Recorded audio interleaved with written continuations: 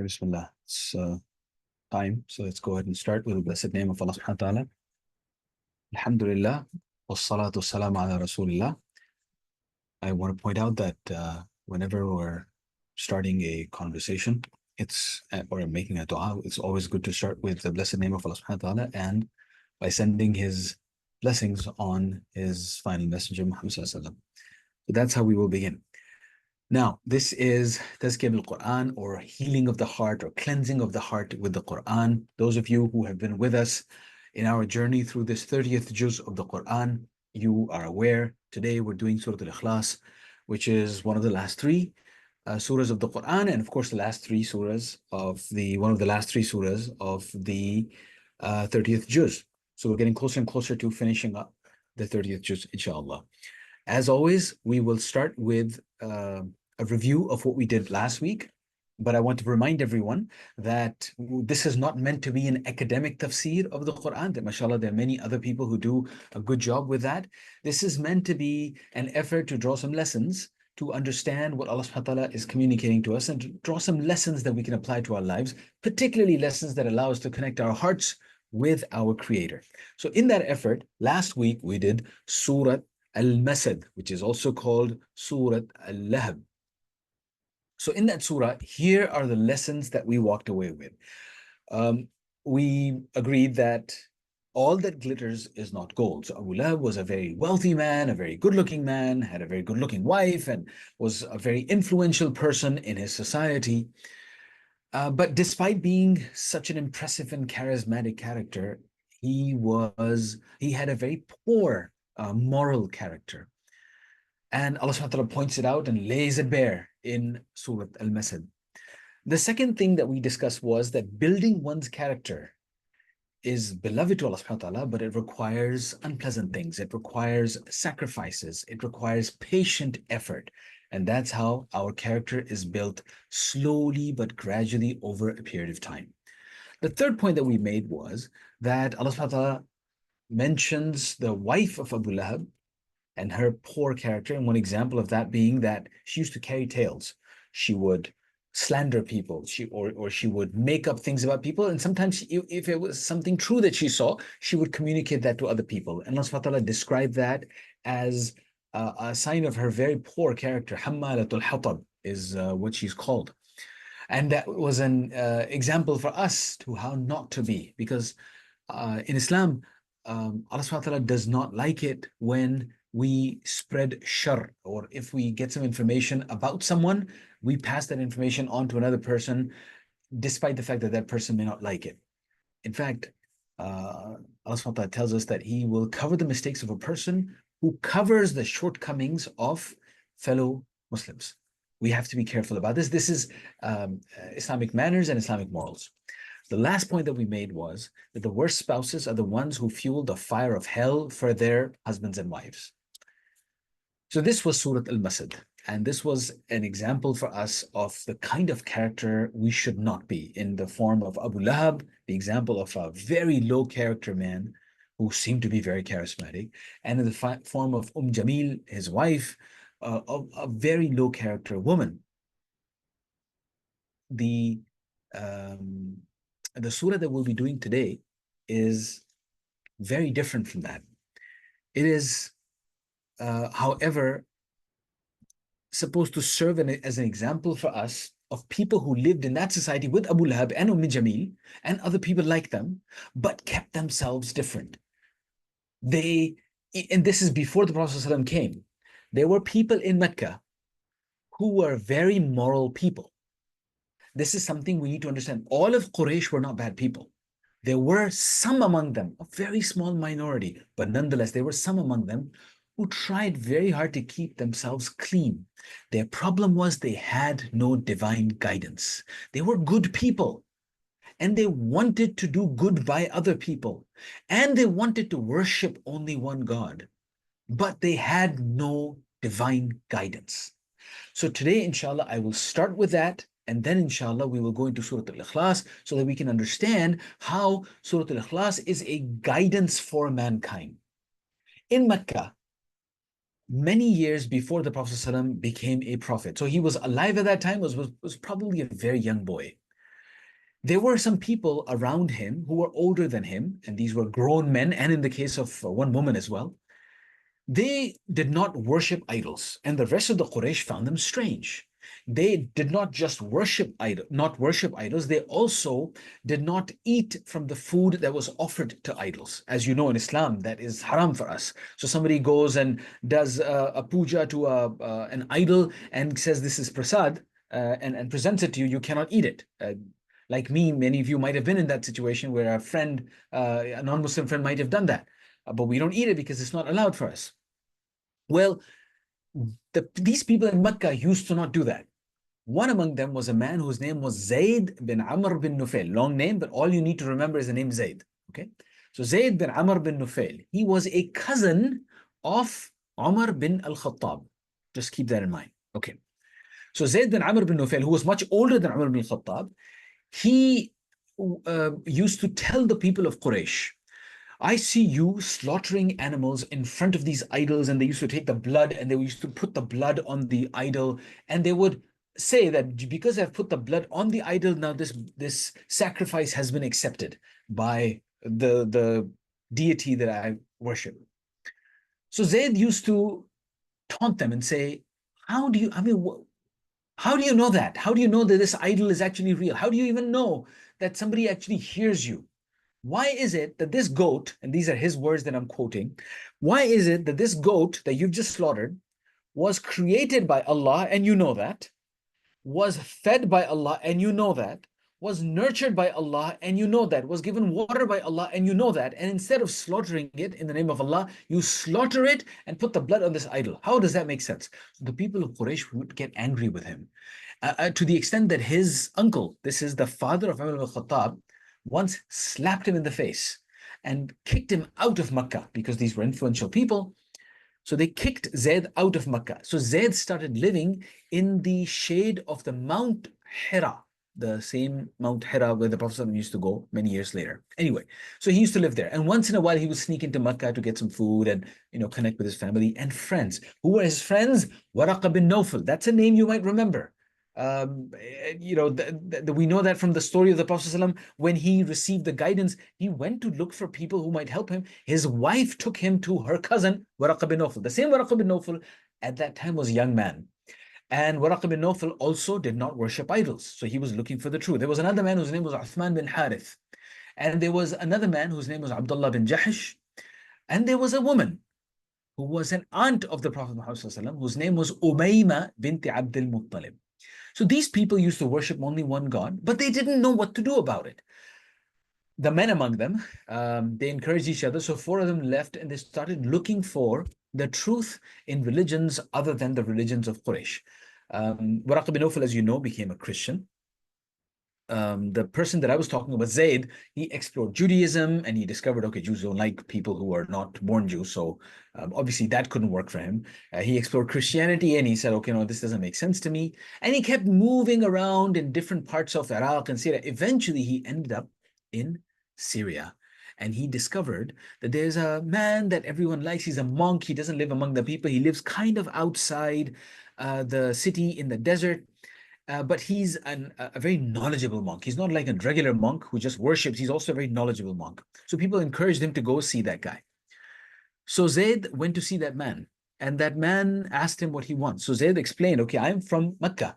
I'm from the people of Quraysh. We are considered noble among the Arabs, and people from all over Arabia come to our city to worship in front of the Kaaba. And we have all these idols, but I don't think the idols are, worthy of worship. I only want to worship one God.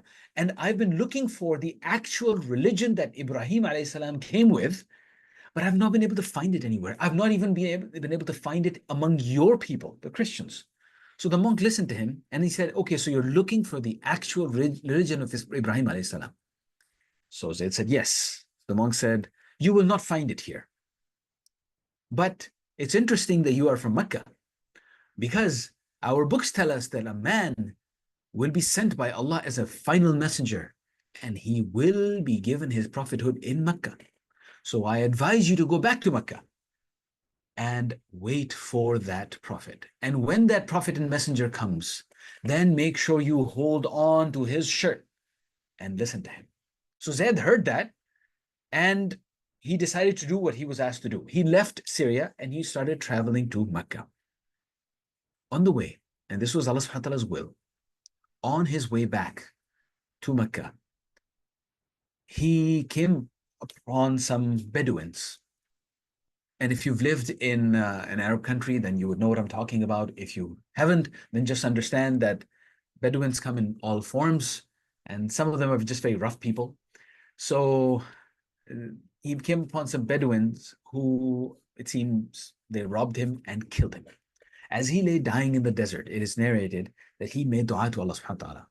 He made dua that, oh Allah, I have not been able to reach that prophet, but I make dua to you that my son Sa'id, his son's name was Sa'id bin Zayd. So he said, I make dua to you that my son Sa'id may be able to get to that prophet. And then he passed away.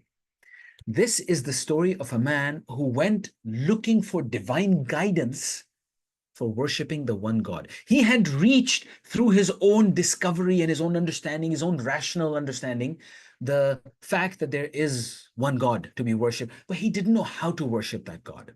The same is true for some of the other people that I mentioned. I will stop the story here and I will continue on with the story of his son Sa'id after we've done Surah Al-Ikhlas. So let's now continue talking about Surah Al-Ikhlas, which is the divine guidance which we have for understanding who Allah subhanahu wa ta'ala really is. Now, the name of this surah is Surah Ikhlas. Ikhlas means the purity of faith. The names of these surahs, as you know, are not divinely revealed. The names of the surahs of the Quran, some were given by the Prophet ﷺ, the rest were named by the Sahaba, and actually understanding the names of the surahs, and many surahs have more than one name, understanding the names of these surahs gives us an indication of how the Sahaba talked about these surahs or understood these surahs. So for example, this surah is called Surah Al-Ikhlas, which means purity of faith. It's also called Surah Tawheed, which means the surah of the oneness of God. It's also called Surah Samad, and that means the surah of the one to whom everyone turns in their time of need. These were the names of this surah. The Quran, as you know, was brought down by Allah subhanahu wa ta'ala all together in Lawh Mahfuz, in the preserved tablet. And from there, it was then revealed in small chunks to the Prophet ﷺ. And each time a chunk was revealed, it was revealed in a particular context, which means something was going on, someone had asked a question, some debate was taking place, some fight had happened, something was happening. And that part of the Quran was then revealed to the Prophet ﷺ, which made sense to the people at that time in that context. That is why whenever we are learning the Quran, we try to find out what the context was in which it was revealed. That context, by the way, in Arabic is called sabab an-nuzul.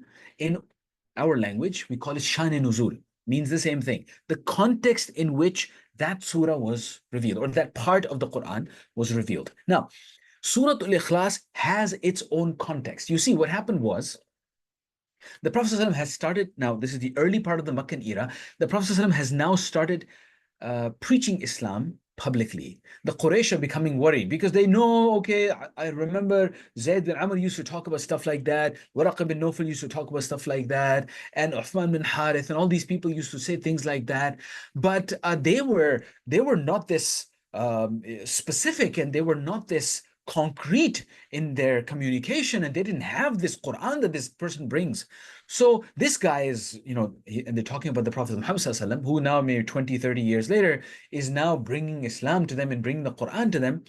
So they tried to challenge the Prophet ﷺ, and they said, okay, you tell us, you say that we should worship your Lord instead of worshiping our deities, then what is it? Who is this Lord that you're calling us to worship? What is his role? And what is his lineage? Ansib lana, which means give us the nasab, give us the lineage of this Lord of yours. Notice what they're saying. They're saying, tell us about this Lord of yours and what makes this Lord a better human than the rest of us. And these idiots, they didn't understand that the Prophet was not talking about another human, a more powerful human.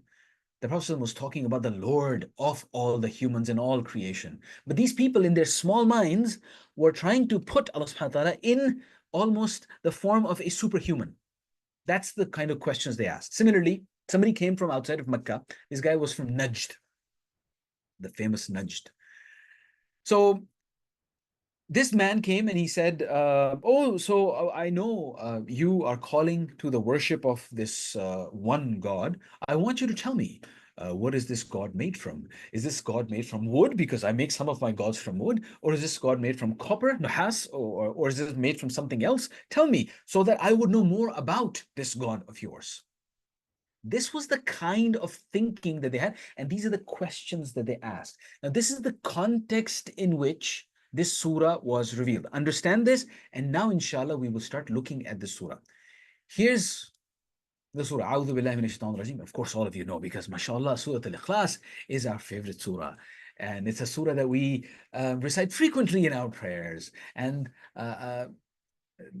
the frequency with which Muslims recite it, it might come from the fact that it's a short surah, but it also comes from the fact that the surah is very powerful. It has substance, and Allah subhanahu wa ta'ala loves people who love this surah for the right reasons. Inshallah, we'll talk about that in a minute. Let's just go through the surah first.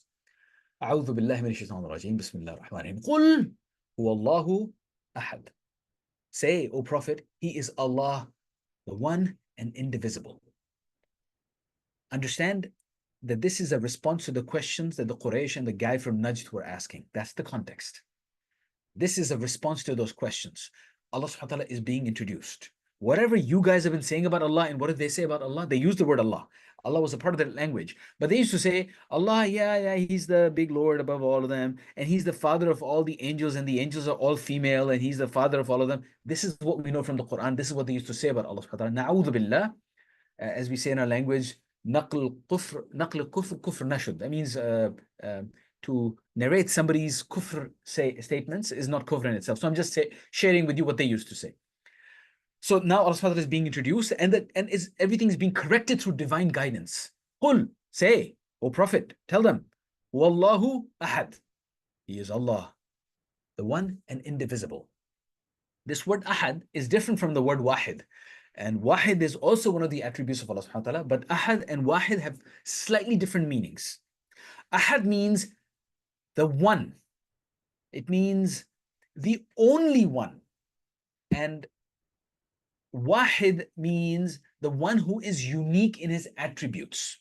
That's the slight difference between the two words. So here, Qul huwallahu ahad. And the word qul here is for emphasis. Notice also, whenever I say something is being done with emphasis, understand that these days, whenever we want to emphasize something, when we're sending somebody a text message, we'll write it in caps. That's how we emphasize that. Or maybe when we're writing a letter, we're writing a document, we'll put it in bold or italics. Or if we're speaking, then we'll change our tone. In the Quran, emphasis is done in multiple different ways. One of those ways is the use of certain words, like the word qul. Qul huwallahu ahad. This is very important information. Huwa Allahu ahad. He is Allah, the one and indivisible. The second one, Allahu as-samad. Allah, the sustainer needed by all. Samad, by the way, is someone that we turn to whenever we're in need. You guys know the verse, that when people are in the ocean and, even the worst atheists, when the waves started moving up and down, everyone just starts saying, oh God, oh God. And that's what we do in our day and age. You're in a flight and there's a lot of turbulence. And even the worst atheists will say, oh God, God, because that's who we turn to when we're in a state of need. That is as-samad. That Allah. In this introduction, we're being told that is the Allah being talked about. Then what else?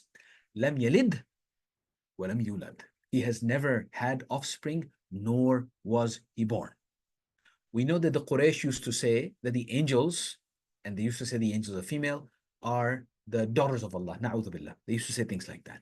We know the Christians say that Isa alayhi salam is the, I'm narrating their words, begotten son of God. They say things like that. And we know one of the sects of Judaism used to say that Uzair was alayhi salam was the son of God. They say things like that. This is a really big deal, and we don't think about it too much because in our society people don't say stuff like that. But we need to understand how big a deal it is. It is such a big deal that Allah subhanahu wa ta'ala talks about it in other parts of the Quran. Allah subhanahu wa ta'ala says, for example, this is in Surah Al-An'am, بديع السماوات والأرض أنى يكون له ولد ولم تكن له صاحبة وخلق كل شيء وهو بكل شيء عليم. Allah subhanahu wa ta'ala is the originator of the heavens and earth. How could he have children when he has no mate? There's nothing like him. He created all things and has perfect knowledge of everything. Meaning, get this out of your head. Why is it that every time you think of a deity, someone worthy of worship, immediately you start thinking of, oh, must have a wife, must have children, must have ancestors? No, it doesn't work like that. This is a very human way of thinking of someone superior to us. Oh, someone superior to us must be a superior human being or someone like a human being. Allah subhanahu wa ta'ala is unique, not like a human being. And this is what happens in the absence of guidance. When people don't have guidance, they make up stuff like that. And this is an outrageous claim. We know this in Surah Maryam, very, very harsh verses. وَقَالُوا اتَّخَذَ الرَّحْمَنُ وَلَدًا. And they say, the most compassionate has offspring. لَقَدْ جِئْتُمْ شَيْئًا إِدًّا. You have certainly made an outrageous claim. تكاد السماوات يتفطرن منه وتنشق الأرض وتخر الجبال هدا. By which the heavens are about to burst, the earth to split apart, and the mountains to crumble to pieces. And دعوا للرحمن ولدا. And what is this claim that they make? In protest of attributing children to the most compassionate. وما ينبغي للرحمن أن يتخذ ولدا. It does not befit the majesty of the most compassionate to have children. إن كل من في السماوات والأرض إلا آتي الرحمن عبدا. The actual relationship between us and Allah subhanahu wa ta'ala is there is none in the heavens or the earth who will not return to the most compassionate in full submission. We are the servants, the slaves of Allah subhanahu wa ta'ala.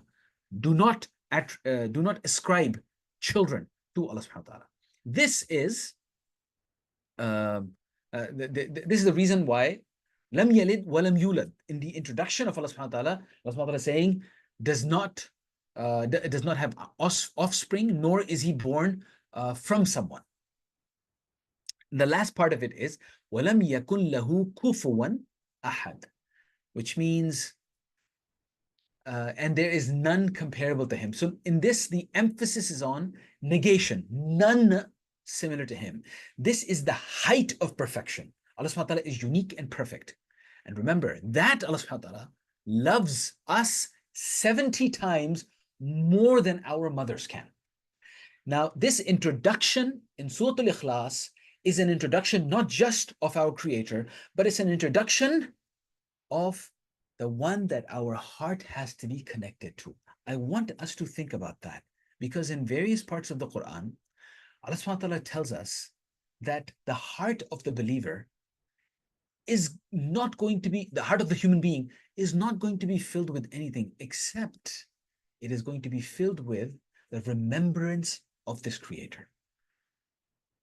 This is in Surah Al-Ra'd. Allah subhanahu wa ta'ala says, الَّذِينَ آمَنُوا وَتَطْمَئِنُّ قُلُوبُهُم بِذِكْرِ اللَّهِ أَلَا بِذِكْرِ اللَّهِ تَطْمَئِنُّ الْقُلُوبُ. Those who believe and whose hearts find comfort in the remembrance of Allah. Surely in the remembrance of Allah do hearts find comfort. Surah Al-Ikhlas, which we recite regularly, we already know the meanings of, is actually an introduction of our Creator to all of mankind. It is the attributes of Allah subhanahu wa ta'ala that we all should be familiar with, because every time we stand up to recite Surah Al-Ikhlas, it is that should be going through our head. Huwallahu ahad, He is Allah the one. Allahu samad, that's the one that we all turn to. We're in trouble, turn to Allah subhanahu wa ta'ala. Lam yalid wa lam yulad, does not have offspring, is not begotten. Wa lam yakun lahu kufuwan ahad, and is no one comparable to him. Now, I promised that I would continue the story of Zayd bin Amr. I told you that Zayd bin Amr was murdered by Bedouins on his way back to Mecca when he had discovered that the Prophet ﷺ would come in Mecca. He did not know who the Prophet would be. He did not know that Muhammad, who he might have known as a young boy maybe at that time, but he did not know that Muhammad ﷺ would be the Prophet. But he knew that the Prophet was going to be sent a message by Allah subhanahu wa ta'ala in Mecca. And he was on his way back. And he was killed by Bedouin. And his dying words were a dua to Allah subhanahu wa ta'ala that his son would get to be with the Prophet ﷺ. Now his son's name was Sa'id. And Sa'id's full name was Sa'id bin Zayd. And he was a relative of Umar bin Khattab. We know that. Now Sa'id bin Zayd did meet the Prophet ﷺ, and he was among the first few Muslims. The first small group of Muslims. In that group was Sa'id bin Zayd, the son of Zayd bin Amr bin Nufail. Think about that though. Think about why. Think about why he would quickly jump at this. We know Abu Bakr quickly embraced Islam because Abu Bakr knew the Prophet ﷺ for a long time and knew that whatever this man says is the truth and was kind of waiting for guidance to come from him. We know that Khadija radiallahu anha became a Muslim immediately because she lived with the Prophet ﷺ and she had seen him throughout his life. And she immediately became a Muslim. We know that Ali bin Abi Talib immediately became a Muslim. We know that Zayd bin Haritha became a Muslim. These are all people, Ayman, these are all people who were around the Prophet ﷺ and became Muslims quickly and immediately. Sa'id bin Zayd was not among them, but he was the first among those who were outside of this inner circle, but heard the message of Islam and immediately said, this is it, because he must have learned it from his father. And Sa'id bin Zayd, by the way, went on to become one of the Ashara Mubashara, the 10 who were promised paradise. Sa'id bin Zayd did not just become a Muslim by himself, he also brought his family to Islam. So his wife's name was Fatima. She also became a Muslim. Fatima is the same Fatima who, if you know the story of Abu Bakr, when Abu Bakr proclaimed Islam in front of the Quraysh and they beat him up and he was almost going to die, and his family picked him up and took him back. And then there was debate, okay, maybe his tribe, Banu Taym, is now going to go to war with the rest of Quraysh. In that state, Abu Bakr suddenly came to, and he had not died. He woke up from his consciousness, and his mother was left with him because everybody was so angry with him from his own tribe. So his mother was left with him, and he asked his mother to take him to a lady named Fatima. Why? Because he wanted to ask Fatima how the Prophet ﷺ is and if the Prophet ﷺ is safe. That Fatima is the same Fatima who is the wife of Sa'id bin Zayd. Now, Sa'id bin Zayd and his wife Fatima used to learn Islam in their house. And sometimes among the Muslims, those who had learned the Quran more than them would come and teach them. And one day, one such Muslim was teaching them. And while they were learning the Quran from this third Muslim person, suddenly, outside of their house, they heard a loud sound. It was the brother of Fatima. And they became very scared because this brother of Fatima was a very harsh man and he was opposed to Islam. So that third Muslim person who was the teacher hid, and the brother of Fatima came in. And this brother of Fatima then asked them, what were you guys reading? And they said, nothing. And he said, no, tell me. And then you know the rest of the story, because I'm talking about, like our sister said, I'm talking about Umar bin Khattab, who was the brother of Fatima. That man was Sa'id bin Zayd, whose father was Zayd bin Amr bin Nufail, and all of these people were looking for guidance. To some, they were looking for guidance and guidance was provided to them. To others, they asked questions and the answers were given to them in the form of Surah Al-Ikhlas. And to the rest of us, Islam was presented in a platter. And we grew up in our lives not realizing how valuable this thing is for those who have not yet been given guidance. Surah Al-Ikhlas is actually a reminder for us that whatever we have from Islam is a blessing to be shared, just like our wealth is given to us to be shared. Our knowledge is given to us to be shared. Our Islam has been given to us to be shared. And Surah Al-Ikhlas, the introduction that we have of Allah subhanahu wa ta'ala, is for us to share with others. That is our responsibility, my brothers and sisters. Every time you recite Surah Al-Ikhlas, remember that responsibility and fulfill it in whatever capacity that you've been given. Here are the lessons that we got from Surah Al-Ikhlas. The fact that there is a God can be discovered through rational thought. Like we talked about Zayd bin Amr bin Nufail, Waraqa bin Nawfal, Uthman bin Harith, Abdullah bin Jahash, and others, and Umayma binti Abdul Muttalib. But the knowledge of God, who is God really? That We cannot use discovery and science for that. It has to come through revelation. Knowledge actually comes in these two streams. There's the knowledge that we get through discovery, through experimentation, through thinking, through debate, through philosophy. That's discovered knowledge. And that is definitely valuable. And that is a blessing that human beings have been given. But there are other aspects of knowledge that we have not been given except through revelation. So wahi and ulum, these two things go together. So the knowledge of wahi is what we get in Islam. And before us, the Christians got us, they were the Muslims of that time, they got us in the Injil, in the Gospel. And the people before them got it in the Zabur and the Psalms. And that's how Allah subhanahu wa ta'ala reveals it, through scripture. That knowledge comes through scripture. That's the first point in Surah Al-Ikhlas. The second one is that Allah subhanahu wa ta'ala is the only dependable constant in our lives that we turn to. There are many human beings in our lives that we might see as pillars. I saw, for example, my father as maybe at that time the strongest man alive, and I depended on him. It was Allah's will. He became weak, and eventually he passed away. Everyone around us is going to eventually become weak like that, and we will become weak like that. Eventually we will pass away, but the only dependable constant is Allah subhanahu wa ta'ala. And the third point was Allah subhanahu wa ta'ala is unique. Nothing like him. Do not fall in this error that many human beings like us have fallen into, thinking that God is like has human attributes. No. Only Allah knows what Allah is like. We only know about Allah what Allah has revealed to us. We cannot make assumptions on our own. We depend on scripture for that. The last important point is, it is in the remembrance of Allah that hearts find peace, which means that our hearts will continue to quiver until we fill our hearts with the remembrance of Allah subhanahu wa ta'ala. In our homework, inshallah, once again, I'm sharing with you a YouTube video of Surah Al-Ikhlas recited by this Ustaz Khalifa Tainaji and his young student. Inshallah, you will enjoy it like last week as well. And I want you to remind yourself to recite this surah in your prayer next time as a reminder of your relationship with Allah subhanahu wa ta'ala. Oh, one last thing I wanted to tell you. There was a Sahabi who used to recite Surah Al-Ikhlas in every prayer. And, and that doesn't mean that that's the only surah he recited. He would recite Surah Al-Ikhlas, then a long surah after that. And some people thought, okay, well, this guy is, making up stuff. You cannot, in ibadah, in matters of worship, you cannot make a routine like that without having any evidence. So how come this person is doing that? So they complained to the Prophet ﷺ. They said, this man does this. Is this okay? The Prophet said, okay, first ask him why he does that. They went and asked him, and he said, it's because this surah has attributes of Allah subhanahu wa ta'ala, and I love reciting the attributes of Allah subhanahu wa ta'ala.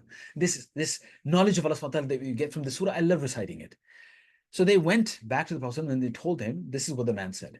So the Prophet told them to tell him that Allah subhanahu wa ta'ala loves you for your love of this surah. So brothers and sisters, if you recite this surah frequently, do not worry. Just make sure you're reciting it frequently for the right reasons.